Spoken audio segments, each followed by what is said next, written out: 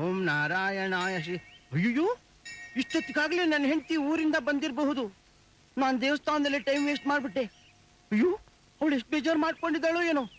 ಅಯ್ಯೋ ಅಯ್ಯೋ, ನಾನು ಅನ್ಕೊಂಡಾಗಿ ಅವಳಾಗ್ಲೇ ಬಂದ್ಬಿಟ್ಟಿದ್ದಾಳೆ.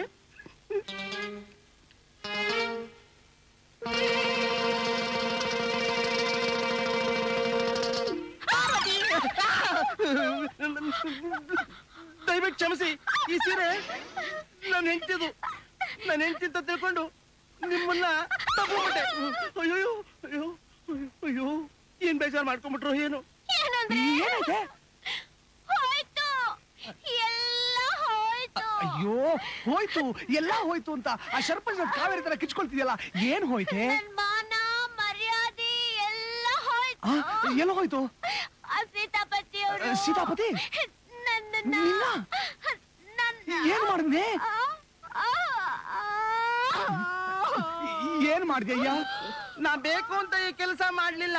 ಯಾವ ಕೆಲ್ಸನಯ್ಯ? ನಿಮ್ ಹೆಂಡತಿ ನನ್ನ ಹೆಂಡತಿ ಸೀರೆ ಉಟ್ಕೊಂಡಿದ್ರು.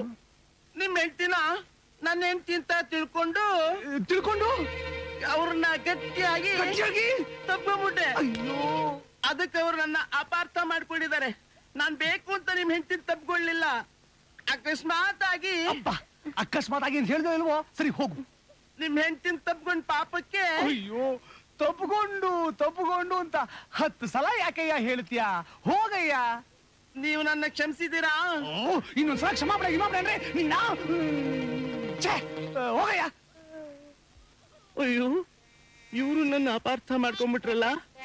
ಈ ಟೈಮ್ನಲ್ಲಿ ನನ್ನ ಹೆಂಡತಿನ ಸಲಹೆ ಕೇಳೋಣ ಅಂದ್ರೆ ನನ್ನ ಹೆಂಡತಿ ಊರಲ್ಲಿಲ್ವೇ? ಅವಳಿದ್ದಿದ್ರೆ ಇಷ್ಟು ಪರಿಸ್ಥಿತಿನೇ ಆಗ್ತಿರ್ಲಿಲ್ಲ. ಯಾವ ಬರ್ತಾಳೋ ಏನೋ. ಅಯ್ಯೋ, ಏನು ಅಂದ್ರೆ ಆ ಸೀತಾಪತಿ ನನ್ನನ್ನ ಸಾಕು ನಿಲ್ಸೆ. ಇಷ್ಟೊತ್ತು ಆ ಸೀತಾಪತಿ ಕಾಳಿದಾಸ್ನ ವರ್ಣನೆ ಮಾಡ್ದ. ನೀನೊಬ್ಳು, ತಪ್ಪೆಲ್ಲ ನಿಂದೆ. ನಾನೇನ್ ಮಾಡ್ದೆ ರೀ? ಮತ್ತಿನ್ನೇನು, ಆ ಸೀತಾಪತಿ ಹೆಂಡತಿ ಸೀರೆ ಉಟ್ಕೊಂಡಿರ್ತಾನೆ ಹೀಗಲಾಗಿದ್ದು. ನಿನಗೆ ಜ್ಞಾನ ಇಲ್ಲ, ನಿನಗೆ ಬುದ್ಧಿ ಇಲ್ಲ.